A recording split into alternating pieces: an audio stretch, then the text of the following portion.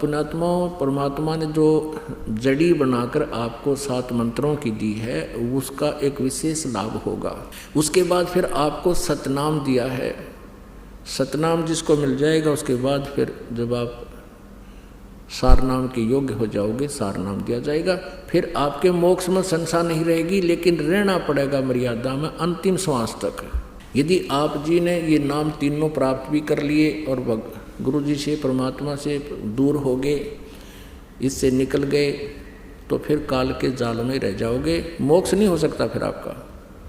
हाँ, दुर्गति और बढ़ जाएगी, जैसे ऊपर ब्रह्मलोक में चले जाओगे क्योंकि कमाई बहुत हो जाएगी, देवता तुम्हीं में से बनाएगा। और अपुण्यात्माओं जैसे अब जितने पुण्यात्मा इस मंत्र का विधिवत साधना करेंगे, इस मर्यादा में रहकर दास से उपदेश लेकर, ये करोड़ों की संख्या में होगी।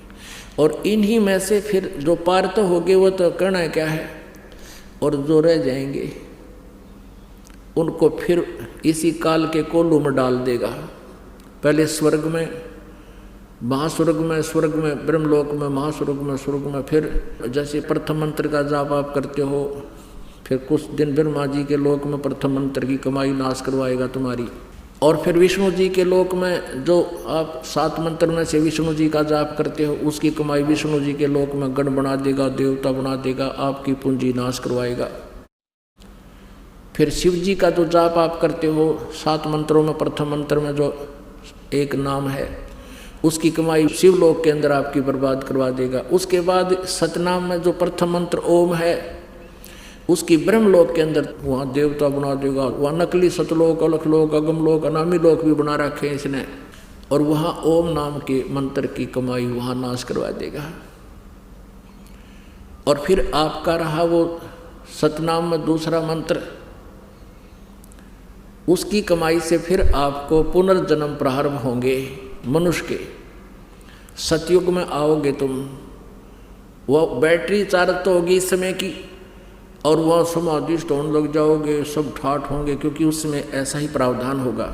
अच्छी आत्माओं के कारण परमात्मा के आदेश से काल यहाँ बहुत अच्छी व्यवस्था कर देता है। बहुत बढ़िया फलदार वृक्ष होंगे, लाखों वर्ष की आयु होगी, और फिर भगवान की जरूरत है कोई ना। लेकिन पिछले संस्कार से आत्मा जरूर मालिक को चाहेगी, डले डुआ होगा आपसे, हैं, समाधि डुआ देगा। जैसे ब्रह्मा को कहा था तप करो तप करो, ब्रह्मा तप करण पर डले डोन पर ला दिया। अब ब्रह्मा जी से ही लेकर ज्ञान सभी ऋषि लागे, ये डले डोन समाधि स्टोन लागे। फिर अंदर समाधि क्या है कि अंदर टेलीविजन टाइप है ये शरीर। इस जो सा भी कमल चैनल आपका ऑन हो गया, उसमें हो रहे कार्यक्रम आप देखते रहोगे और जीवन व्यर्थ कर जाओगे। This is meditation.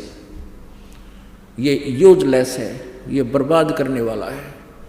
तो ऐसे सतयुग बर्बाद करवा देगा, फिर पुनक्षीण हो जाएंगे, फिर त्रेता युग में तुम्हें आना होगा, फिर और आपके पुण्य नष्ट होते जाएंगे। फिर द्वापर में फिर वही अच्छी आत्माएं हैं जो आज तक परमात्मा की चाह है इनको, अब कलयुग में आएंगे। अब पुण्य तो सतयुग त्रेता द्वापर में तुम्हारे नष्ट हो लिए। शास्त्र अनुकूल साधना तुम्हारे पास है नहीं। आप पर जो आपदाएं अब प्रारंभ होगी उनका कोई निवारण आपकी उन साधनाओं से नहीं हो सकता जो तुम कर रहे थे किसी भी धर्म या पंथ में। और अब परमात्मा ने ये समय इसलिए निर्धारित किया था। काल ने तो सोचा था कि मैं ऐसा बिगाड़ दूंगा इनको, ये भगवान बजाय नहीं गए। मालिक को पता था कि ये मेरा कलयुग में ठहावेंगे, बीच में ये मेरी नहीं सुनेंगे। आते रहे प्रभु, अपना ज्ञान देते रहे, क्योंकि उनका नियम है। वो जैसे बच्चे बिगड़ जाते हैं किसी बाप के, वो पीछे पीछे फिरता रहता है, वो बेशक ना मानो उसकी बात ने, उसको मालूम है कभी इनकी देह टूटेगी जब मानेंगे। अब कोई बच्चा मान ले बकवाद करता है, चोरी करने लग गया, पिताजी मना करता है, नहीं मानता है, शराब पीता है, फिर किसी दिन पकड़ा भी जाओगा, उसके जूते भी लागेंगे, सजा होगी, पिताजी फिर भी कोशिश करेगा ये छूट जावे और इसका जन्म सुधर जा, अपना फिर धंधा कर ले। तो मानना जब उसकी देह टूट लेगी। तो अब हमारी देह टूट ली, अब कलयुग में हम आ लिए, सब पर आपदाएं आ रही हैं। पिछले पुण्य रहे को ना, जो साधना हम कर रहे हैं वो शास्त्र विरुद्ध है, उसका कोई लाभ नहीं। तो अब हम परमात्मा के ठहराएंगे, यानी अब हमें मिलेगा भगवान। और इसलिए दाता ने ये समय दिया था कि ले तू कर ले जो तने करना है।